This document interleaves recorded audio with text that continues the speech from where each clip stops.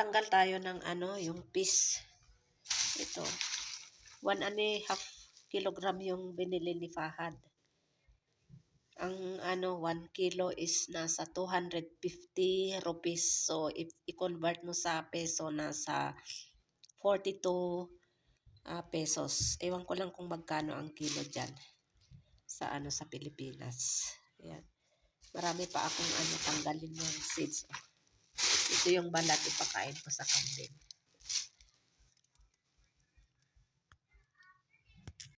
Ito lang lahat ang aking lulutuin kasi marami na Ito marami kasi haluan ko ng patatas. So tama na ito. Next uli na lulutuin ko. In some other day.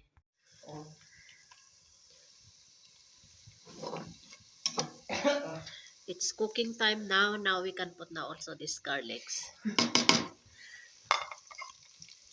Onion first, then garlics.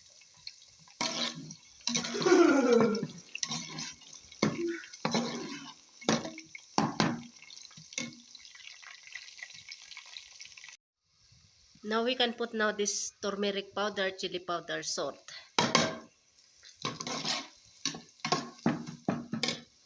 To be followed by tomatoes and green chili.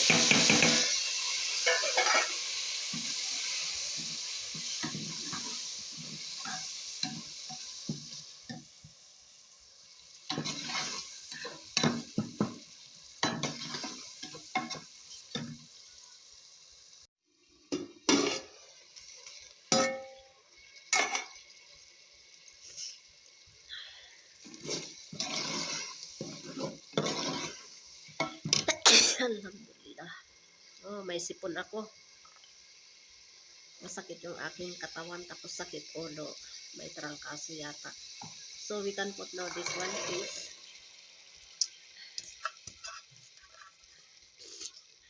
May sakit kaming lahat. Silang may ubo din. May sipon.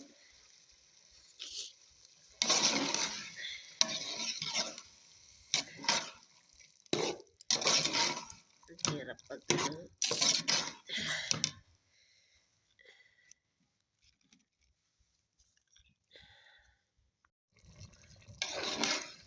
I put also a little bit gravy. So I will add also this one, dried fenugreek. Fenugreek leaves. Ito yung niya. Ayan.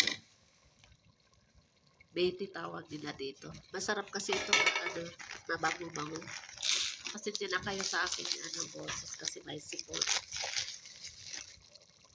Ayan. Upit lang.